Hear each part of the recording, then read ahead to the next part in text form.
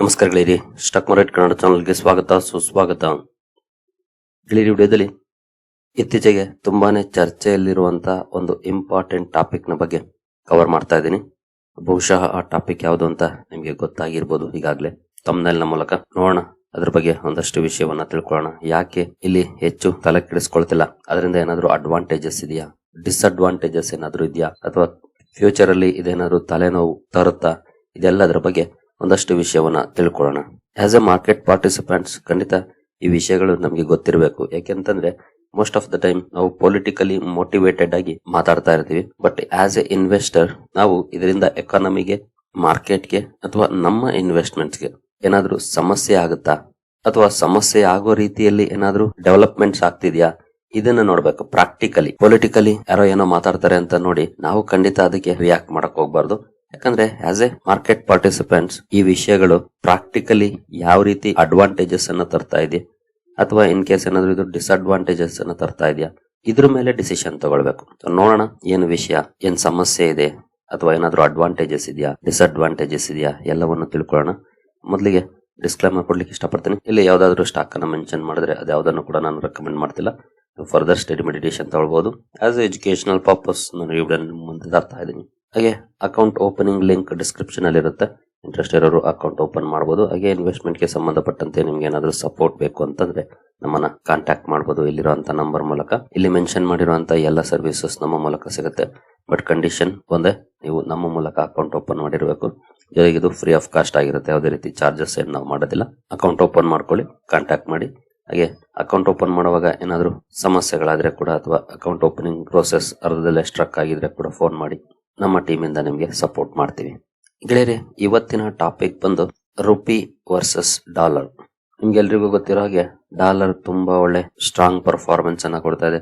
Rupee dollar ಎದುರುಗಡೆ ಡೆಪ್ರಿಶಿಯೇಟ್ ಆಗ್ತಾನೆ ಹೋಗ್ತಾ ಇದೆ, ತನ್ನ ವ್ಯಾಲ್ಯೂನ ಕಳ್ಕೊಳ್ತಾನೆ ಹೋಗ್ತಾ ಇದೆ. ಲಾಸ್ಟ್ ಇಯರ್ 86 ರೇಂಜ್ ಅಲ್ಲಿ ಇದ್ದಂತಹ ರುಪಿ 91 ಅಥವಾ ನಿಯರ್ಲಿ 92 ವರೆಗೂ ಬಂದಿದೆ. ಹಾಗೆ ಪೊಲಿಟಿಕಲಿ ಕೂಡ ಹಲವು ಸ್ಟೇಟ್ಮೆಂಟ್ ಗಳು ಬರ್ತಾ ಇರುತ್ತವೆ.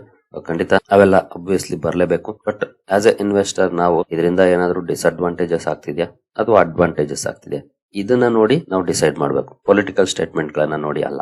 ಹಾಗಾದ್ರೆ ರುಪಿ ಡಿಪ್ರಿಶಿಯೇಟ್ ಆಗ್ತಾ ಇರೋದ್ರಿಂದ ಏನಾದ್ರೂ ಸಮಸ್ಯೆಗಳಾಗ್ತಿದ್ಯಾ, ಅಥವಾ ಯಾಕೆ ಭಾರತ ಸರ್ಕಾರ ಅಥವಾ RBI ರುಪಿ ಡಿಪ್ರಿಶಿಯೇಟ್ ಆಗ್ತಾ ಇದ್ರು ಕೂಡ ತಲೆ ಕೆಡಿಸ್ಕೊಳ್ತಿಲ್ಲ, ಮಧ್ಯೆ ಮಧ್ಯೆ ಸಣ್ಣ ಪುಟ್ಟದಲ್ಲಿ ಡಿಸಿಷನ್ ಗಳನ್ನ ತಗೊಳ್ತಿದ್ದಾರೆ. ಅಂದ್ರೆ ರಿಸರ್ವ್ಸ್ ಅನ್ನ ಸ್ವಲ್ಪ ಮಟ್ಟಿಗೆ ಮಾರಾಟ ಮಾಡೋದಾಗ್ಬೋದು, ಅಂದ್ರೆ ಡಾಲರ್ ರಿಸರ್ವ್ಸ್ ಅನ್ನ ಸ್ವಲ್ಪ ಮಟ್ಟಿಗೆ ಮಾರಾಟ ಮಾಡೋ ಮೂಲಕ ಈ ರೀತಿ ಮಧ್ಯೆ ಮಧ್ಯೆ ಸ್ವಲ್ಪ ಮಾಡಿದೆ RBI. ಬಟ್ ದೊಡ್ಡ ಪ್ರಮಾಣದಲ್ಲಿ ಮಾಡ್ತಾ ಇಲ್ಲ. ಭಾರತ ಸರ್ಕಾರ ಕೂಡ ಈ ಕಡೆ ಹೆಚ್ಚು ಗಮನವನ್ನ ಹರಿಸ್ತಿಲ್ಲ. ಅಂದ್ರೆ ರುಪಿ ವೀಕ್ ಆಗ್ತಿದೆ ಅಂತ ಅವರೇನು ತಲೆನೋವು ಬರೆಸ್ಕೊಂಡು ಕೂರ್ತಿಲ್ಲ. ಯಾಕೆ ಇದು ಯಾಕೆ ಅಂತ ಗೊತ್ತಾಗ್ಬೇಕು ಅಂತಂದ್ರೆ ರುಪಿ ಡಿಪ್ರಿಶಿಯೇಟ್ ಆದ್ರೆ ಆಗುವಂತ ಅಡ್ವಾಂಟೇಜಸ್, ಡಿಸ್ಅಡ್ವಾಂಟೇಜಸ್ ನ ತಿಳ್ಕೊಳ್ಬೇಕು. ಜೊತೆಗೆ ಯಾವ ಪ್ರಮಾಣದಲ್ಲಿ ಡಿಪ್ರಿಶಿಯೇಟ್ ಆಗ್ತಾ ಇದೆ, ಇದೆಲ್ಲದೂ ಗೊತ್ತಿದ್ರೆ ಮಾತ್ರ ನಾವು ಕರೆಕ್ಟ್ ಆಗಿ ಡಿಸಿಷನ್ ತಗೊಳಕಾಗೋದು. ರುಪಿ ಡಿಪ್ರಿಶಿಯೇಟ್ ಆಗೋದ್ರಿಂದ ಅಬ್ವಿಯಸ್ಲಿ ಕೆಲವೊಂದು ಅಡ್ವಾಂಟೇಜಸ್ ಕೂಡ ಇದೆ, ಹಾಗೆ ಡಿಸ್ಅಡ್ವಾಂಟೇಜಸ್ ಕೂಡ ಇದೆ, ಇಲ್ಲ ಅಂತ ಅಲ್ಲ. ಎಲ್ಲವನ್ನು ಕೂಡ ತಿಳಿಸೋದೆ ನನ್ನ ಕೆಲಸ ಈ ವಿಡಿಯೋದಲ್ಲಿ. ಬನ್ನಿ ಒಂದೊಂದಾಗಿ ನೋಡ್ತಾ ಹೋಗೋಣ. ಮೊದಲಿಗೆ ಭಾರತ ಎಕ್ಸ್ಪೋರ್ಟ್ ಫೋಕಸ್ ಮಾಡ್ತಾ ಇದೆ. ಈಗ ಎಕ್ಸ್ಪೋರ್ಟ್ ಫೋಕಸ್ ಮಾಡೋದ್ರಿಂದ ರುಪಿ ಡಿಪ್ರಿಶಿಯೇಟ್ ಆದ್ರೆ ಆಕ್ಚುಲಿ ನಮ್ಗೆ ಅಡ್ವಾಂಟೇಜ್, ಹೌದಲ್ವಾ? ಫಾರ್ ಎಕ್ಸಾಂಪಲ್, ನಾವು ಯಾವುದೋ ಒಂದು ಪ್ರಾಡಕ್ಟ್ ಅನ್ನ ಎಕ್ಸ್ಪೋರ್ಟ್ ಮಾಡ್ತಾ ಇದೀವಿ, ಅದಕ್ಕೆ $1 ಅಂತಾನೆ ಇಟ್ಕೊಳ್ಳೋಣ. $1 ಲಾಸ್ಟ್ ಇಯರ್ ನಮ್ಗೆ ಆ ಪ್ರಾಡಕ್ಟ್ ಅನ್ನ ಒಂದು ಕ್ವಾಂಟಿಟಿ ಕಳ್ಸಿದ್ರೆ $1 ಬರ್ತಾ ಇತ್ತು. ಅಂದ್ರೆ ಅವಾಗ ಎಷ್ಟಿತ್ತು? 86 ರುಪೀಸ್ ಇತ್ತು. ನಾವು 1 ಇಯರ್ ಚಾರ್ಟ್ ಅನ್ನ ಓಪನ್ ಮಾಡಿದ್ರೆ 1 ಇಯರ್ ಚಾರ್ಟ್ ಅಲ್ಲಿ ಗೊತ್ತಾಗುತ್ತೆ, ನೋಡಬಹುದು. 86 ರುಪೀಸ್ ಇತ್ತು 26 ಜಾನ್ 2025 ಅಲ್ಲಿ. ಲಾಸ್ಟ್ ಇಯರ್ ನಾವು ಒಂದು ವಸ್ತುನ ಕಳಿಸಿದ್ರೆ $1 ಬೆಲೆ ಇರೋಂಥದ್ದನ್ನ 86 ರೂಪಾಯಿ ನಮಗೆ ಸಿಗ್ತಾ ಇತ್ತು. ಈಗ ಅದೇ ವಸ್ತುವಿನ ಬೆಲೆ 91 ರೂಪಾಯಿ ಆಗಿದೆ. ಸೇಮ್ ವಸ್ತು, ಅದ್ರಲ್ಲೇನ್ ಬದಲಾವಣೆ ಇಲ್ಲ. ಲಾಸ್ಟ್ ಇಯರ್ ಕಳಿಸ್ತಿದ್ವಲ್ಲ ಅದೇನ, ಲಾಸ್ಟ್ ಇಯರ್ 86 ರೂಪಾಯಿ ಇದ್ದದ್ದು ಈಗ 91 ರೂಪಾಯಿ ಆಗಿದೆ. ಇಲ್ಲಿ ನಮ್ಗೆ ಅಡ್ವಾಂಟೇಜ್ ಯಾಕೆ ಅಂತಂದ್ರೆ ರುಪೀಸ್ ಅಲ್ಲಿ ಕನ್ವರ್ಟ್ ಆದಾಗ ನಮ್ಗೆ ಜಾಸ್ತಿ ಹಣ ಬರುತ್ತೆ. ಅದೇ ಎಕ್ಸ್ಪೋರ್ಟ್ ಮಾಡೋ ಬದಲಿಗೆ ಇಂಪೋರ್ಟ್ ಮಾಡ್ಕೊಳ್ತಿದೀವಿ ಅಂದ್ರೆ ಒಬ್ವಿಯಸ್ಲಿ ಹೋದ ವರ್ಷ 86 ರೂಪಾಯಿ ಪೇ ಮಾಡ್ತಿದ್ದರು, ಈ ವರ್ಷ 91 ರೂಪಾಯಿ ಪೇ ಮಾಡಬೇಕು. ಇಂಪೋರ್ಟ್ ಮೇಲೆ ನಮ್ಗೆ ಸಮಸ್ಯೆ ಆಗುತ್ತೆ. ಹಾಗಾದಾಗ ಏನಾಗುತ್ತೆ, ಇನ್ಫ್ಲೇಷನ್ ಇಂಪೋರ್ಟ್ ಮಾಡ್ಕೊಳ್ತೀವಿ, ಯಾಕಂದ್ರೆ ಜಾಸ್ತಿ ಕೊಡ್ತೀವಿ, ಜಾಸ್ತಿ ಪ್ರೈಸ್ ಆಗುತ್ತೆ. ಬಟ್ ಈಗ ನಮ್ಮ ಸರ್ಕಾರ ಏನ್ ಮಾಡ್ತಿದೆ, ಎಕ್ಸ್ಪೋರ್ಟ್ ಗೆ ಫೋಕಸ್ ಮಾಡ್ತಾ ಇದೆ. ಎಕ್ಸ್ಪೋರ್ಟ್ ಓರಿಯೆಂಟೆಡ್ ಕಂಪನೀಸ್ ಗೆ ಇನ್ಸೆಂಟಿವ್ಸ್ ನ ಕೊಡೋ ಮೂಲಕ ಎಕ್ಸ್ಪೋರ್ಟ್ ಗೆ ಫೋಕಸ್ ಮಾಡ್ತಾ ಇದೆ. ಜೊತೆಗೆ ಬೇರೆ ಬೇರೆ ದೇಶಗಳ ಜೊತೆ ಟ್ರೇಡ್ ಡೀಲ್ ಅನ್ನ ಮಾಡ್ಕೊಳ್ಳೋ ಮೂಲಕ ಎಕ್ಸ್ಪೋರ್ಟ್ ಕಡೆ ಹೆಚ್ಚಿನ ಆದ್ಯತೆಯನ್ನ ಕೊಡ್ತಾ ಇದೆ. ಹಾಗಾದ್ರೆ ಎಕ್ಸ್ಪೋರ್ಟ್ ಹಾಗೂ ಇಂಪೋರ್ಟ್ ನಡುವೆ ಡೆಫಿಸಿಟ್ ಎಷ್ಟಿದೆ ಅದನ್ನ ಒಂದ್ಸಲ ನೋಡೋದಾದ್ರೆ ನಾನು ಒಂದಷ್ಟು ಡೇಟಾನ ಕಲೆಕ್ಟ್ ಮಾಡಿದೀನಿ. ಲಾಸ್ಟ್ 5 ಇಯರ್ಸ್ ಡೇಟಾ ಇದೆ. 2020 ಬಿಟ್ಬಿಡೋಣ, ಯಾಕಂದ್ರೆ ಆಗ ಏನು ಅಷ್ಟೊಂದು ಡೆಫಿಸಿಟ್ ಇಲ್ಲ, ಟ್ರೇಡ್ ಡೆಫಿಸಿಟ್. 21 ಇಂದ ನೋಡೋಣ. 2021 ಅಲ್ಲಿ ನೋಡಬಹುದು ಇಂಡಿಯಾ $677 ಬಿಲಿಯನ್ ಅಲ್ಲಿ ಎಕ್ಸ್ಪೋರ್ಟ್ ಅನ್ನ ಮಾಡಿತ್ತು. ಇಲ್ಲಿರುವಂತ ನಂಬರ್ಸ್ ಎಲ್ಲಾನು ಕೂಡ ಬಿಲಿಯನ್ ಡಾಲರ್ ಅಲ್ಲಿ ಇದೆ. ಇಂಪೋರ್ಟ್ ಮಾಡ್ಕೊಂಡಿದ್ದೆ ಎಷ್ಟು? $760 ಬಿಲಿಯನ್. ಅಂದ್ರೆ ಟ್ರೇಡ್ ಡೆಫಿಸಿಟ್ $83 ಬಿಲಿಯನ್ ಇದೆ. ಅಂದ್ರೆ 12% ಇದೆ ಟ್ರೇಡ್ ಡೆಫಿಸಿಟ್, ಅಂದ್ರೆ ಕೊರತೆ. ಅಂದ್ರೆ ಎಕ್ಸ್ಪೋರ್ಟ್ ಮಾಡಿದ್ದಕ್ಕಿಂತ $83 ಬಿಲಿಯನ್ ಹೆಚ್ಚಿಗೆ ಇಂಪೋರ್ಟ್ ಮಾಡ್ಕೊಂಡಿದೀವಿ. ನಂತರ 2022ಕ್ಕೆ ಬಂದ್ರೆ $778 ಬಿಲಿಯನ್ ಎಕ್ಸ್ಪೋರ್ಟ್ ಮಾಡಿದ್ರೆ $897 ಬಿಲಿಯನ್ ಇಂಪೋರ್ಟ್ ಮಾಡ್ಕೊಂಡಿದೀವಿ. ಇಲ್ಲಿ $119 ಬಿಲಿಯನ್ ಡೆಫಿಸಿಟ್ ಇದೆ. ಹಾಗೆ 15% ಇದೆ ಟ್ರೇಡ್ ಡೆಫಿಸಿಟ್. ಹಾಗೆ 2023ರಲ್ಲಿ $779 ಬಿಲಿಯನ್ ಎಕ್ಸ್ಪೋರ್ಟ್ ಮಾಡಿದೀವಿ. ನಂತರ $858 ಬಿಲಿಯನ್ ಇಂಪೋರ್ಟ್ ಮಾಡ್ಕೊಂಡಿದೀವಿ. ಇಲ್ಲಿ $79 ಬಿಲಿಯನ್ ಡೆಫಿಸಿಟ್ ಇದೆ. 10% ಡೆಫಿಸಿಟ್ ಕಾಣ್ತಾ ಇದೆ. ಇನ್ನು 2024ರಲ್ಲಿ $820 ಬಿಲಿಯನ್ ಎಕ್ಸ್ಪೋರ್ಟ್ ಮಾಡಿದ್ವಿ. ಇಂಪೋರ್ಟ್ ಮಾಡ್ಕೊಂಡಿರೋದು $915 ಬಿಲಿಯನ್.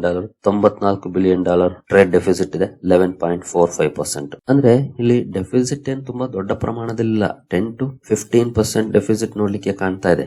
ಜೊತೆಗೆ ಈಗ ಎಕ್ಸ್ಪೋರ್ಟ್ ಕಡೆ ಫೋಕಸ್ ಮಾಡ್ತಿರೋದ್ರಿಂದ ಎಕ್ಸ್ಪೋರ್ಟ್ಸ್ ಏನಾದ್ರೂ ಅಲ್ಲಿ ಜಾಸ್ತಿ ಆಯ್ತು ಅಂತಂದ್ರೆ ಸಮಸ್ಯೆಗಳು ಕಡಿಮೆ ಆಗುತ್ತೆ. ಆಕ್ಚುಲಿ ರುಪಿ ಡೆಪ್ರಿಶಿಯೇಟ್ ಆಗೋದ್ರಿಂದ ನಮ್ಗೆ ಅಡ್ವಾಂಟೇಜಸ್ ಆಗುತ್ತೆ, ಎಸ್ಪೆಷಲಿ ಎಕ್ಸ್ಪೋರ್ಟ್ ಕಂಪನಿಗಳಿಗೆ. ಇದು ಒಂದು ಮೇಜರ್. ಟ್ರೇಡ್ ಡೆಫಿಸಿಟ್ ಇದೆ, ಬಟ್ ಎಕ್ಸ್ಟ್ರೀಮ್ ಲೆವೆಲ್ ಅಲ್ಲಿ ಇಲ್ಲ. ಇನ್ ಕೇಸ್ ಇಲ್ಲಿ ಡೆಫಿಸಿಟ್ ಏನಾದ್ರೂ ಹೋಗ್ತಾ ಕಡಿಮೆ ಆಗ್ತಾ ಹೋದ್ರೆ ಖಂಡಿತ ಅದು ನಮ್ಗೆ ಅಡ್ವಾಂಟೇಜ್ ಅನ್ನ ತರುತ್ತೆ. ಇನ್ನು ನೆಕ್ಸ್ಟ್ ಪಾಯಿಂಟ್ ಗೆ ನಾವು ಬರೋದಾದ್ರೆ ಕ್ರೂಡ್ ಅಲ್ಲಿ 65-66 ರೇಂಜ್ ಪರ್ಫಾರ್ಮೆನ್ಸ್ ನೋಡ್ಲಿಕ್ಕೆ ಕಾಣ್ತಾ ಇದೆ as of now. In case ನಾವು ಚಾರ್ಟ್ ಅನ್ನ ನೋಡಿದ್ರೆ, ಚಾರ್ಟ್ 1 ಇಯರ್ ಚಾರ್ಟ್ ಅನ್ನ ನೋಡಿದ್ರೆ ನೋಡಬಹುದು ಡೌನ್ ಪರ್ಫಾರ್ಮೆನ್ಸ್ ಇದೆ 1 ಇಯರ್ ಅಲ್ಲಿ. 5 ಇಯರ್ಸ್ ನೋಡಿದ್ರೆ ಆಲ್ಮೋಸ್ಟ್ $120 ವರೆಗೂ ಹೋಗಿದ್ದಂತ ಕ್ರೂಡ್ ಇವತ್ತು 65-66 ಟ್ರೇಡ್ ಆಗ್ತಿದೆ. ಕ್ರೂಡ್ ಅಲ್ಲಿ ಒಳ್ಳೆ ಪರ್ಫಾರ್ಮೆನ್ಸ್ ಇದೆ. ಇನ್ ಕೇಸ್ 120 ಕ್ರಾಸ್ ಮಾಡ್ತು ಅಂದ್ರೆ ಅಥವಾ 100 ಕ್ರಾಸ್ ಮಾಡ್ತು ಅಟ್ಲೀಸ್ಟ್ ಅಂದ್ರೆ ಆಗ ಖಂಡಿತ ನಮ್ಗೆ ಒಂದಷ್ಟು ಸಮಸ್ಯೆಗಳಾಗುತ್ತೆ. ಕ್ರೂಡ್ ಪರ್ಫಾರ್ಮೆನ್ಸ್ ಏನಾದ್ರು 100 ಅನ್ನ ಕ್ರಾಸ್ ಮಾಡಿದ್ರೆ ಅಥವಾ ಕ್ರೂಡ್ ರೇಟ್ $100 ಕ್ರಾಸ್ ಮಾಡಿದ್ರೆ ಖಂಡಿತ ಅದು ಸಮಸ್ಯೆಯನ್ನ ಸೃಷ್ಟಿಸುತ್ತೆ. ಯಾಕಂದ್ರೆ ಆಗ ಇನ್ಫ್ಲೇಷನ್ ಜಾಸ್ತಿ ಆಗುತ್ತೆ. ಖಂಡಿತ ಅದು ರಿಸ್ಕ್ ಅನ್ನ ಜಾಸ್ತಿ ಮಾಡುತ್ತೆ, ಗ್ರೋತ್ ಅನ್ನ ಕಡಿಮೆ ಮಾಡುತ್ತೆ. ಹಾಗಾಗಿ ಕ್ರೂಡ್ ವೈಸ್ ಪರ್ಫಾರ್ಮೆನ್ಸ್ ಅನ್ನ ನೋಡಿದಾಗ್ಲೂ ಕೂಡ ಸ್ಟೇಬಲ್ ಪರ್ಫಾರ್ಮೆನ್ಸ್ ಇದೆ ಕ್ರೂಡ್ ಅಲ್ಲಿ. ಅಷ್ಟೊಂದು ಬಿಗ್ ಡಿಫರೆನ್ಸ್ ಅನ್ನ ಮಾಡ್ತಾ ಇಲ್ಲ. ಇನ್ ಕೇಸ್ 100 ಕ್ರಾಸ್ ಮಾಡ್ತು ಅಂದ್ರೆ ಅದು ಖಂಡಿತ ಸಮಸ್ಯೆಯನ್ನ ಉಂಟು ಮಾಡುತ್ತೆ ಭಾರತದಲ್ಲಿ. ಇದು ಒಂದು ಪಾಯಿಂಟ್. ಇಲ್ಲೂ ನಮ್ಗೆ ಪಾಸಿಟಿವ್ ಡೆವಲಪ್ಮೆಂಟ್ಸ್ ಇದೆ ನೆಗೆಟಿವ್ಸ್ ಗಿಂತ. ಇನ್ನು ರಷ್ಯಾದ ಜೊತೆಗೆ ನಾವು ಹೆಚ್ಚಿನ ವ್ಯವಹಾರವನ್ನ ಮಾಡ್ತಾ ಇದ್ದೀವಿ ಈಗ. ಜೊತೆಗೆ ರಷ್ಯಾದಿಂದ ಆಯಿಲ್ ಇಂಪೋರ್ಟ್ ಮಾಡ್ಕೊಳ್ತಾ ಇದೀವಿ. ಆ ಆಯಿಲ್ ಇಂಪೋರ್ಟ್ ಮಾಡ್ಕೊಳ್ತಿರೋದಕ್ಕೆ ಪೇ ಮಾಡ್ತಿರೋದು ಕೂಡ ರಷ್ಯನ್ ರೂಬೆಲ್ಸ್ ಅಲ್ಲಿ. ನಾವು ಡಾಲರ್ ಅನ್ನ ಬಳಸ್ತಾ ಇಲ್ಲ, ಯಾಕಂದ್ರೆ ಡಾಲರ್ ರಷ್ಯಾಗೆ ಉಪಯೋಗಕ್ಕೆ ಬರೋದಿಲ್ಲ. ಯಾಕಂದ್ರೆ ಅಮೆರಿಕ ಹಾಗೂ ಯುರೋಪ್ ಅದನ್ನ ಫ್ರೀಸ್ ಮಾಡಿದೆ. ಜೊತೆಗೆ ನಮ್ಮ ಸದ್ಯದ ಮಟ್ಟಿಗಿನ ಮೆಜಾರಿಟಿ ಕ್ರೂಡ್ ಬರ್ತಾ ಇರೋದು ರಷ್ಯಾದಿಂದ. ನಾವು ಅಲ್ಲಿ ಡಾಲರ್ ಅನ್ನೇ ಬಳಕೆ ಮಾಡ್ತಿಲ್ಲ. ಜೊತೆಗೆ ಕಡಿಮೆ ಪ್ರೈಸ್ ಗೆ ಇಂಪೋರ್ಟ್ ಮಾಡ್ಕೊಳ್ತಿದೀವಿ. ಈ ಒಂದು ಅಡ್ವಾಂಟೇಜ್ ಕೂಡ ನಮ್ಗೆ ಪಾಸಿಟಿವ್ ಆಗಿದೆ. 3 ಪಾಯಿಂಟ್ ಅನ್ನ ನಾವು ತಿಳ್ಕೊಂಡ್ವಿ. ಇನ್ನು ನೆಕ್ಸ್ಟ್ ಬಂದ್ರೆ ನಮ್ಮ ಇನ್ಫ್ಲೇಷನ್ ಏನಿದೆ ಇದು ತುಂಬಾ ಚೆನ್ನಾಗಿ ಕಂಟ್ರೋಲ್ ಇದೆ. 2 to 3% ಅಂದ್ರೆ ಅಥವಾ 3 to 4% ಅಂದ್ರೂ ಕೂಡ ಇಟ್ಸ್ ಬೆಸ್ಟ್. ಇನ್ಫ್ಲೇಷನ್ ಕಂಟ್ರೋಲ್ ಅಲ್ಲಿ ಇದೆ. ಇಲ್ಲೂ ಕೂಡ ನಮ್ಗೆ ಅಡ್ವಾಂಟೇಜ್ ಇದೆ. ಇನ್ನು ಗ್ರೋತ್ ಕಡೆ ಬಂದ್ರೆ ಗ್ರೋತ್ 7 to 8% ಗ್ರೋತ್ ನೋಡ್ಲಿಕ್ಕೆ ಸಿಗ್ತಾ ಇದೆ. ಹಾಗೆ over all year more than 7% estimate ಅನ್ನ ಮಾಡ್ತಿದ್ದಾರೆ. ಇಂಡಿಯನ್ ಎಸ್ಟಿಮೇಟ್ ಅಲ್ಲದೆ IMF ಕೂಡ 7% ಗಿಂತ ಜಾಸ್ತಿ ಎಸ್ಟಿಮೇಟ್ ಮಾಡ್ತಾ ಇದೆ. ಬೇರೆ ಬೇರೆ ರೇಟಿಂಗ್ ಏಜೆನ್ಸೀಸ್ 7.5% ಎಸ್ಟಿಮೇಟ್ ಅನ್ನ ಮಾಡ್ತಿದ್ದಾರೆ ಗ್ರೋತ್ ಅನ್ನ. ಇಲ್ಲೂ ಕೂಡ ನಮ್ಗೆ ಏನು ಅಂತ ದೊಡ್ಡ ಸಮಸ್ಯೆ ಕಾಣ್ತಾ ಇಲ್ಲ. ಇದು ಕೂಡ ಬಿಗ್ ಪಾಸಿಟಿವ್ ಡೆವಲಪ್ಮೆಂಟ್. ಇನ್ನು ನೆಕ್ಸ್ಟ್ ಪಾಯಿಂಟ್ ಗೆ ಬಂದ್ರೆ ಅದು ಫಾರಿನ್ ಎಕ್ಸ್ಚೇಂಜ್ ರಿಸರ್ವ್ಸ್ ನಮ್ದು ಡಾಲರ್ ಅಲ್ಲಿ ಇರುತ್ತೆ. ಕರೆಂಟ್ ಮಂತ್ ಜನವರಿ 16 ನೋಡಬಹುದು $701 ಬಿಲಿಯನ್ ಫಾರಿನ್ ಎಕ್ಸ್ಚೇಂಜ್ ಇದೆ. ರೆಕಾರ್ಡ್ ಲೆವೆಲ್ ಅಲ್ಲಿ ಇದೆ. ನೀವು ಇಲ್ಲಿ ಚಾರ್ಟ್ ನೋಡಬಹುದು. ಆಲ್ಮೋಸ್ಟ್ 2024ರಲ್ಲೂ ಕೂಡ ಸೇಮ್ ಲೆವೆಲ್ ಗೆ ಬಂದಿತ್ತು, $705 ಬಿಲಿಯನ್ ವರೆಗೂ. ನಂತರ ನೋಡಬಹುದು ಅಪ್ ಟು $624 ಬಿಲಿಯನ್ ವರೆಗೂ ಬಂತು. ಮತ್ತೆ ಒಳ್ಳೆ ಅಪ್ ಆಯ್ತು. ಈಗ $700 ಬಿಲಿಯನ್ ರೇಂಜ್ ಮೇಲಿದೆ. ರೆಕಾರ್ಡ್ ಡಾಲರ್ ರಿಸರ್ವ್ಸ್ ಇದೆ ಅಥವಾ ಫಾರಿನ್ ಎಕ್ಸ್ಚೇಂಜ್ ರಿಸರ್ವ್ಸ್ ಇದೆ. ಇದು ಕೂಡ ಒಂದು ಅಡ್ವಾಂಟೇಜ್ ನಮ್ಗೆ. ಯಾಕಂದ್ರೆ ಫಾರಿನ್ ಎಕ್ಸ್ಚೇಂಜ್ ರಿಸರ್ವ್ಸ್ ತುಂಬಾ ಕಮ್ಮಿ ಇದೆ ಅಂದ್ರೆ ಅದು ಖಂಡಿತ ಸಮಸ್ಯೆಗಳನ್ನ ಸೃಷ್ಟಿ ಮಾಡುತ್ತೆ. ಮುಂದೆ ನಾನು ಹೇಳ್ತೀನಿ ಎಷ್ಟಿದ್ರೆ ಒಳ್ಳೇದು, ಯಾವಾಗ ಸಮಸ್ಯೆಯನ್ನ ಕ್ರಿಯೇಟ್ ಮಾಡುತ್ತೆ ಅಂತ. ಈಗಂತೂ $700 ಬಿಲಿಯನ್ ರೇಂಜ್ ಅಲ್ಲಿ ಇದೆ. ಇಲ್ಲೂ ಕೂಡ ನಮ್ಗೆ ಅಡ್ವಾಂಟೇಜ್ ಇದೆ. ಇಲ್ಲೇ ನೋಡಬಹುದು India's forex reserves up by $14.17 billion to $701.36 billion as of January 16. January 16th release ಆಗಿರುವಂತಹ ಡೇಟಾ $701.36 billion ಇದೆ ಫಾರೆಕ್ಸ್ ರಿಸರ್ವ್ಸ್. ಇನ್ನು ನೆಕ್ಸ್ಟ್ ಪಾಯಿಂಟ್ ಗೆ ಬಂದ್ರೆ ಎಕ್ಸ್ಟರ್ನಲ್ ಡೆಟ್. ಭಾರತದ ಎಕ್ಸ್ಟರ್ನಲ್ ಡೆಟ್ ಎಷ್ಟಿದೆ ಇದು ಬಹಳ ಇಂಪಾರ್ಟೆಂಟ್ ಆಗುತ್ತೆ. ನೋಡಬಹುದು ಆಸ್ ಆಫ್ ನೌ $747 ಬಿಲಿಯನ್ ಇದೆ ಭಾರತ ಹೊರ ದೇಶಗಳಿಂದ ತಗೊಂಡಿರುವಂತ ಸಾಲ. ಸೊ ಇಲ್ಲಿ ಬಹಳ ಇಂಪಾರ್ಟೆಂಟ್ ಆಗೋದು external debt to GDP ratio. ಇದು ಜಾಸ್ತಿ ಇರಬಾರ್ದು. ನೀವು ಇಲ್ಲಿ ನೋಡಬಹುದು debt to GDP ratio standing at 18.9%. 18.9% ಅಂದ್ರೆ ತುಂಬಾ ಚೆನ್ನಾಗಿ ಮ್ಯಾನೇಜ್ ಮಾಡಿದೆ ಭಾರತ ಸರ್ಕಾರ. ಇಲ್ಲೂ ಕೂಡ ನೋಡಬಹುದು 19.1% ಇದ್ದದ್ದು ಮಾರ್ಚ್ ಅಲ್ಲಿ 18.9% ಗೆ ಇಳಿದಿದೆ. ಇನ್ ಕೇಸ್ ನೀವು ಇದು ಚೆನ್ನಾಗಿ ಅರ್ಥ ಆಗ್ಬೇಕು ಅಂತಂದ್ರೆ ಭಾರತ ಒಳ್ಳೆ ಲೆವೆಲ್ ಅಲ್ಲಿ ಇದೆ ಅಂತ ಅಮೆರಿಕದ ಡೆಟ್ ಟು GDP ರೇಷಿಯೋ ನೋಡಬಹುದು ಅಪ್ರಾಕ್ಸಿಮೇಟ್ಲಿ 124%. ನಮ್ದು 18.9% ಇದ್ರೆ ಅಮೆರಿಕದ್ದು 124% ಇದೆ ಡೆಟ್ ಟು GDP ರೇಷಿಯೋ. ಇದೇ ಅವ್ರಿಗೆ ಸಮಸ್ಯೆಯನ್ನ ಕ್ರಿಯೇಟ್ ಮಾಡಬಹುದು ಅಂತ ಈಗ ಸುಮಾರು ಜನ ಹೇಳ್ತಾ ಇರೋದು. ಮೋರ್ ದನ್ 100% ಇದೆ 2020 ಇಂದ ಕೂಡ. ಬಟ್ ನಮ್ದು ತುಂಬಾ ಚೆನ್ನಾಗಿ ಕಂಟ್ರೋಲ್ ಅಲ್ಲಿ ಇದೆ. ಇಲ್ಲೂ ಕೂಡ ನಮ್ಗೆ ಏನಂತ ದೊಡ್ಡ ಸಮಸ್ಯೆಗಳಿಲ್ಲ, ವೆಲ್ ಮ್ಯಾನೇಜ್ಡ್ ಅಂತಾನೆ ಹೇಳ್ಬೋದು. ಇನ್ನು ಇಂಡಿಯಾಸ್ ಕರೆಂಟ್ ಅಕೌಂಟ್ ಡೆಫಿಸಿಟ್ ಇದು ಕೂಡ ಬಹಳ ಮ್ಯಾಟರ್ ಆಗುತ್ತೆ. In case current account deficit ಜಾಸ್ತಿ ಆದ್ರೆ ಜೊತೆಗೆ ರುಪಿ ಡೆಪ್ರಿಶಿಯೇಟ್ ಆಗ್ತಾ ಹೋದ್ರೆ ಅದು ನೆಗೆಟಿವ್ ಪಾಯಿಂಟ್ ಆಗುತ್ತೆ. ಬಟ್ ಇಲ್ಲಿ ನೋಡಬಹುದು as of Q2 FY26 $12.3 billion ಇದೆ current account deficit. 1.3% of GDP. Just 1.3% of GDP ಇದೆ ನಮ್ಮ ಕರೆಂಟ್ ಅಕೌಂಟ್ ಡೆಫಿಸಿಟ್ Q2. ಹಾಗೆ ನಾನು ಅವಾಗಲೇ ಒಂದು ಪಾಯಿಂಟ್ ಅನ್ನ ಮಿಸ್ ಮಾಡಿದೆ ಇಲ್ಲಿ ಎಕ್ಸ್ಟರ್ನಲ್ ಡೆಟ್ ವಿಚಾರದಲ್ಲಿ. ಅದೇನು ಅಂತಂದ್ರೆ $747 ಬಿಲಿಯನ್ ಏನು ಸಾಲ ಇದೆ ಎಕ್ಸ್ಟರ್ನಲ್ ಡೆಟ್. ನಮ್ಮ ರಿಸರ್ವ್ಸ್ ಎಷ್ಟಿದೆ $701 ಬಿಲಿಯನ್. ಅಂದ್ರೆ ಆಲ್ಮೋಸ್ಟ್ 93% ರಿಸರ್ವ್ಸ್ ಅಲ್ಲೇ ಕವರ್ ಆಗ್ತಾ ಇದೆ ನಮ್ಮ ಎಕ್ಸ್ಟರ್ನಲ್ ಡೆಟ್. ಇಮಿಡಿಯೇಟ್ಲಿ ಪೇ ಮಾಡಬೇಕು ಅಂದ್ರೆ 50% ಬೇಕಾದ್ರೆ ಇಮಿಡಿಯೇಟ್ಲಿ ಪೇ ಮಾಡಬಹುದು ಎಕ್ಸ್ಟರ್ನಲ್ ಡೆಟ್ ಅನ್ನ. $701 ಬಿಲಿಯನ್ ರಿಸರ್ವ್ಸ್ ಇದೆ ನಮ್ಮ ಹತ್ರ ಫಾರೆಕ್ಸ್ ರಿಸರ್ವ್ಸ್. ಹಾಗಾಗಿ ಇಮಿಡಿಯೇಟ್ಲಿ ಪೇ ಮಾಡುವಂತ ಕೇಪಬಿಲಿಟಿ ಕೂಡ ಇದೆ. ಅಂದ್ರೆ ಇಮಿಡಿಯೇಟ್ಲಿ ಪೇ ಮಾಡೋ ಅವಶ್ಯಕತೆ ಬರೋದಿಲ್ಲ, ಬಟ್ ಆ ಕೇಪಬಿಲಿಟಿ ಇದೆ, ಅದೊಂದು ಅಡ್ವಾಂಟೇಜ್. ಇನ್ನು ನೆಕ್ಸ್ಟ್ ಇದೆಲ್ಲ ನೋಡಿದ್ಮೇಲೆ ಹಾಗಾದ್ರೆ ಯಾವ್ದು ಎಷ್ಟಿರ್ಬೇಕು ನೀವು ಇಲ್ಲಿ ನೋಡಬಹುದು. In case annual rupee fall 8 to 10% ಆದ್ರೆ ಅದು ಸ್ವಲ್ಪ ಕನ್ಸರ್ನ್ಸ್ ಅನ್ನ ಜಾಸ್ತಿ ಮಾಡುತ್ತೆ. ಬಟ್ ಕೆಲವೊಂದು ಬದಲಾವಣೆಗಳಿರುತ್ತೆ. ಈಗಾಗಲೇ ಲಾಸ್ಟ್ 1 year ಪರ್ಫಾರ್ಮೆನ್ಸ್ ಅನ್ನ ನಾವು ಅವಾಗಲೇ ನೋಡಿದ್ವಲ್ಲ, 6% ಬಿದ್ದಿದೆ ನೋಡಬಹುದು. 1 year ಓಪನ್ ಇದೆ. ನಾವು ಇಲ್ಲಿಂದ ಕ್ಯಾಲ್ಕುಲೇಟ್ ಮಾಡಿದ್ರೆ ನೋಡಬಹುದು 6.18% ಅಪ್ರಿಶಿಯೇಟ್ ಆಗಿದೆ. ಇನ್ ಕೇಸ್ ಅದು 8 to 10% ವಿತಿನ್ 1 year ಅಲ್ಲಿ ಹೋದ್ರೆ ಅದು ಸ್ವಲ್ಪ ಕನ್ಸರ್ನಿಂಗ್ ಆಗಬಹುದು. ಆ ರೀತಿಯ ಚಾನ್ಸಸ್ ಇರುತ್ತೆ, ಸ್ಟ್ರೆಸ್ ಆಗಬಹುದು ಅಂತ. ಏನು ಇನ್ ಕೇಸ್ ಡೈಲಿ ಮೂವ್ 1% ಮೇಲೆ ಇದ್ರೆ ಅದು ಕೂಡ ಅಷ್ಟೊಂದು ಒಳ್ಳೇದಾಗೋದಿಲ್ಲ. ಇವಾಗೇನಂತ ದೊಡ್ಡ ನೆಗೆಟಿವ್ ಪರ್ಫಾರ್ಮೆನ್ಸ್ ಏನ್ ನೋಡ್ಲಿಕ್ಕೆ ಸಿಗ್ತಾ ಇಲ್ಲ. ಡೈಲಿ 1% ಗಿಂತ ಜಾಸ್ತಿ ಮೂವ್ ಏನ ಆಗ್ತಿಲ್ಲ, ನಾರ್ಮಲ್ ಆಗಿ ಪರ್ಫಾರ್ಮೆನ್ಸ್ ಬರ್ತಾ ಇದೆ. ಇನ್ನು ಕ್ಯಾಡ್ ಅಂದ್ರೆ ಕರೆಂಟ್ ಅಕೌಂಟ್ ಡೆಫಿಸಿಟ್ ನಾವಾಗ್ಲೇ ನೋಡಿದ್ವಲ್ಲ, 3 to 3.5% ಆಫ್ GDP ಆದ್ರೆ ಅದು ಸ್ಟ್ರೆಸ್ ಸಿಗ್ನಲ್. ಈಗ ಎಷ್ಟಿದೆ 1.3% ಆಫ್ GDP. ಇಲ್ಲಿರೋದೆಷ್ಟು 3 to 3.5 ಅಬೋವ್ ಆದ್ರೆ ಅದು ಸಮಸ್ಯೆ ಕ್ರಿಯೇಟ್ ಮಾಡಬಹುದು ಅಂತ. ಇದು ಕೂಡ ಗುಡ್ ಲೆವೆಲ್ಸ್ ಅಲ್ಲಿ ಇದೆ. ಇನ್ನು ಆಯಿಲ್ ಪ್ರೈಸ್ ಇನ್ ಕೇಸ್ $120 ನ ಕ್ರಾಸ್ ಮಾಡಿ ಸಸ್ಟೈನ್ ಆದ್ರೆ ಅದು ಕೂಡ ಸ್ಟ್ರೆಸ್ ಸಿಗ್ನಲ್. ಬಟ್ ಸದ್ಯದ ಮಟ್ಟಿಗೆ ಎಲ್ಲಿದೆ $68 ಅಲ್ಲಿದೆ. Reserves less than 6 months import cover.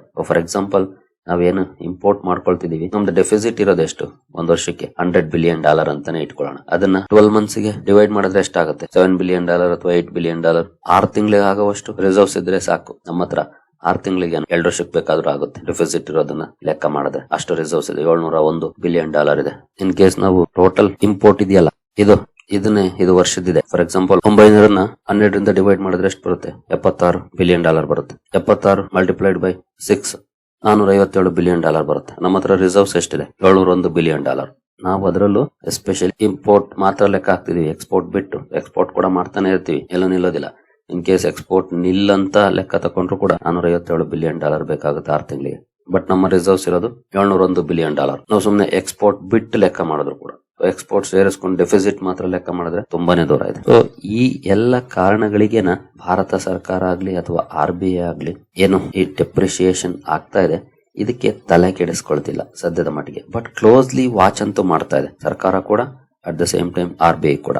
ಏನು ನಿರ್ಧಾರವನ್ನ ತಗೊಳ್ಬೇಕು, ಯಾವ ಸಮಯಕ್ಕೆ ತಗೊಳ್ಬೇಕು ಅದನ್ನ ತಗೊಳ್ತಿದ್ದಾರೆ. ಇನ್ ಕೇಸ್ ಇಲ್ಲಿ ಈ ಬದಲಾವಣೆಗಳಾಯ್ತು ಅಂದ್ರೆ ಆ ಸಂದರ್ಭದಲ್ಲಿ ಖಂಡಿತ ಒಂದಷ್ಟು ಸ್ಟ್ರೆಸ್ ಆಗತ್ತೆ ಭಾರತಕ್ಕೆ. ಬಟ್ ಈಗಿನ ಸಂದರ್ಭದಲ್ಲಿ ನೋಡಿದ್ರೆ ಅಂತ ಸ್ಟ್ರೆಸ್ ಲೆವೆಲ್ಗೆ ಹೋಗುವಂತ ಲಕ್ಷಣಗಳು ತುಂಬಾನೇ ಕಡಿಮೆ ಇದೆ. ಇದೇ ಕಾರಣಕ್ಕೆ RBI ಸರ್ಕಾರ ಕೂಡ ಡಿಪ್ರಿಶಿಯೇಟ್ ಆದ್ರೂ ಆಗ್ಲಿ ಅಂತ ಸುಮ್ಮನೆ ಇದ್ದಾರೆ. ಜೊತೆಗೆ ಸದ್ಯದ ಮಟ್ಟಿಗಂತೂ ಅವ್ರ ತಲೆನೂ ಕೆಡಿಸ್ಕೊಳ್ಳೋದಿಲ್ಲ. ಇನ್ನು ಸಾಕಷ್ಟು ಸೋಷಿಯಲ್ ಮೀಡಿಯಾದಲ್ಲಿ ಚರ್ಚೆ ನಡೀತಾ ಇರುತ್ತೆ, ಮೀಮ್ಸ್ ಗಳು ಮಾಡ್ತಾ ಇರ್ತಾರೆ, ಡಾಲರ್ ಅಲ್ಲಿ ಇತ್ತು ಇಲ್ಲಿಗೆ ಬಂದಿದೆ ಅಂತಾನ. ಬಟ್ ಅವರೆಲ್ಲ ಈ ಪ್ರಾಕ್ಟಿಕಲ್ ವಿಷಯಗಳು ಗೊತ್ತಿಲ್ಲದೆ ಇರೋರು ಅಥವಾ ಪೊಲಿಟಿಕಲಿ ಮೋಟಿವೇಟೆಡ್ ಆಗಿ ಮಾತಾಡೋಂತವ್ರು. ಪ್ರಾಕ್ಟಿಕಲಿ ವಿಷಯ ಗೊತ್ತಿರೋರು ಅದಕ್ಕೆಲ್ಲ ತಲೆ ಕೆಡಿಸ್ಕೊಳಕ್ ಹೋಗೋದಿಲ್ಲ. ಯಾರು ಗೊತ್ತಿರಲ್ವಾ ಅಂತವ್ರು ಪೊಲಿಟಿಕಲಿ ಮೋಟಿವೇಶನ್ ಇರುವಂತಹ ಸ್ಟೇಟ್ಮೆಂಟ್ ಗಳನ್ನ ಪಾಸ್ ಮಾಡ್ತಾ ಇರ್ತಾರೆ, ಶೇರ್ ಮಾಡ್ತಾ ಇರ್ತಾರೆ. ನೀವು ಇನ್ಫಾರ್ಮ್ಡ್ ಡಿಸಿಷನ್ ತಗೊಳ್ಳಿ. ಇನ್ಫಾರ್ಮ್ಡ್ ಅಂದ್ರೆ ನಮಗೆ ವಿಷಯ ಗೊತ್ತಿದೆ, ಯಾಕೆ ಫಾಲ್ ಆಗ್ತಿದೆ ಅನ್ನೋದಕ್ಕಿಂತ ಫಾಲ್ ಆಗೋದು ನಮ್ಗೆ ಸಮಸ್ಯೆಯನ್ನ ಕ್ರಿಯೇಟ್ ಮಾಡುತ್ತಾ, ಅಡ್ವಾಂಟೇಜ್ ಅನ್ನ ಕ್ರಿಯೇಟ್ ಮಾಡುತ್ತಾ. ಆಕ್ಚುಲಿ ಎಕ್ಸ್ಪೋರ್ಟ್ ಅಡ್ವಾಂಟೇಜ್, ಇಂಪೋರ್ಟ್ ಗೆ ಡಿಸ್ಅಡ್ವಾಂಟೇಜ್. ಬಟ್ ಈಗಿನ ಸರ್ಕಾರ ಅಥವಾ ಈಗಿನ ಪ್ರೆಸೆಂಟ್ ಸಿಚುವೇಶನ್ ಅಲ್ಲಿ ನಾವು ಎಕ್ಸ್ಪೋರ್ಟ್ ಕಡೆ ಫೋಕಸ್ ಮಾಡ್ತಿರೋದ್ರಿಂದ ಡೆಪ್ರಿಶಿಯೇಟ್ ಆದ್ರೆ ಆಕ್ಚುಲಿ ಅಡ್ವಾಂಟೇಜ್ ಇದೆ. ಇನ್ ಕೇಸ್ ಓವರ್ ಡೆಪ್ರಿಶಿಯೇಟ್ ಆದ್ರೆ ಖಂಡಿತ ಡಿಸ್ಅಡ್ವಾಂಟೇಜಸ್ ಇದೆ. ಬಟ್ ಅಂತ ಲೆವೆಲ್ಗೆ ಬಂದ್ರೆ ಸರ್ಕಾರ ಹಾಗೂ RBI ಇಮಿಡಿಯೇಟ್ಲಿ ಆಕ್ಟ್ ಮಾಡುತ್ತೆ. ಈಗ ಬೆಸ್ಟ್ ಲೆವೆಲ್ ಅಲ್ಲಿ ಇರೋದ್ರಿಂದ ತಲೆ ಕೆಡಿಸ್ಕೊಳ್ತಿಲ್ಲ. ಅಂತ ಸಂದರ್ಭ ಬಂದ್ರೆ ಇಮಿಡಿಯೇಟ್ಲಿ ಆಕ್ಟ್ ಮಾಡುತ್ತೆ. ಅದನ್ನ ತಡೆಯಲಿಕ್ಕೆ ಏನಾದ್ರೂ ಒಂದು ದಾರಿಯನ್ನ ಹುಡುಕುತ್ತೆ. ಅದಂತೂ ಸತ್ಯ. ಮೇ ಬಿ ಇನ್ಮೇಲೆ ಯಾರಾದ್ರೂ ರೂಪಾಯಿ ಅಷ್ಟಾಗಿದೆ ಇಷ್ಟಾಗಿದೆ ಅಂದ್ರೆ ಮೇ ಬಿ ನೀವು ಅದನ್ನ ಇಗ್ನೋರ್ ಮಾಡ್ತೀರಿ ಅನ್ಕೊಳ್ತೀನಿ. ಇಗ್ನೋರ್ ಮಾಡ್ತಿರೋ ಬಿಡ್ತಿರೋ ನಿಮಗ್ ಬಿಟ್ಟಿದ್ದು. ಬಟ್ ಫ್ಯಾಕ್ಟ್ ಇದು. ನಾನು ಫ್ಯಾಕ್ಟ್ ಅನ್ನ ಹಂಚ್ಕೊಂಡಿದ್ದೀನಿ, ಉಳಿದಿದ್ದು ನಿಮ್ಗೆ ಬಿಟ್ಟದ್ದು. ಸರಿ ಗೆಳೆಯರಿ, ಈ ವಿಡಿಯೋ ನಿಮ್ಗೆ ಇಷ್ಟ ಆಗಿದೆ ಅನ್ಕೊಳ್ತೀನಿ. ಹಾಗೆ ಡಿಸ್ಕ್ರಿಪ್ಷನ್ ಅಲ್ಲಿ ಅಕೌಂಟ್ ಓಪನಿಂಗ್ ಲಿಂಕ್ ಇರುತ್ತೆ, ಇಂಟ್ರೆಸ್ಟ್ ಇರೋರು ಅಕೌಂಟ್ ಓಪನ್ ಮಾಡಬಹುದು. ಮುಂದಿನ ವಿಡಿಯೋದಲ್ಲಿ ಸಿಗೋಣ. ಅಲ್ಲಿವರೆಗೂ ಜೈ ಹಿಂದ್, ಜೈ ಕರ್ನಾಟಕ.